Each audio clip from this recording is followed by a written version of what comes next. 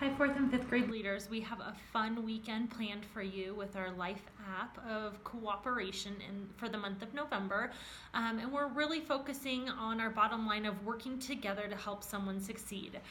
So your plug-in activity is going to be a really fun, simple game of sitting down on the floor, and the kids are going to lean back to back and kind of hook arms back to back, backs to each other, and their soles of their feet on the floor.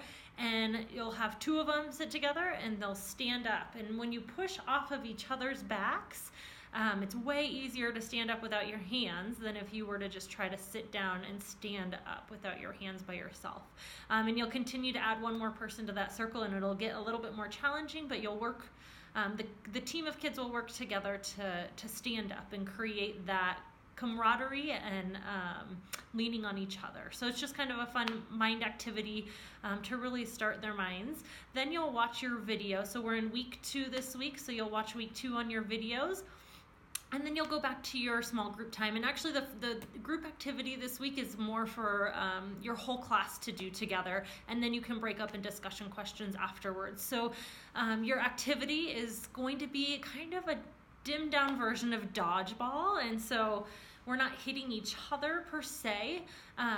It's more the count of the balls on the side of the room. So what I'm going to ask you to do is to kind of take a deep breath and know that it will get a little bit crazy, but it'll be really fun and it'll be a great exercise for the kids. If you take a few minutes before you start the exercise and go through the rules and set very clear expectations and what happens if those expectations are not met, make sure you do that so that everybody kind of knows what the expectations of the game are.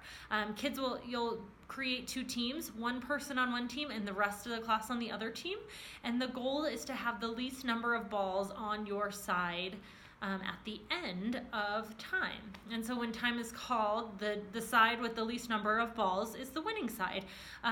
Obviously you have one kid trying to get all the balls away versus an entire class. At the end of that game, you're going to ask the kids if anybody's willing to move to the losing side and do just as our Life app is of working together.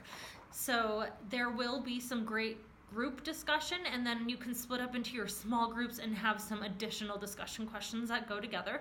You'll then head to the garage, and when you get back, there's a great exercise for some prayer time and dismissal, and just that there are opportunities for us to work together to do something better, but there's also opportunities for us to work with God to do something better for someone. So looking forward to this weekend.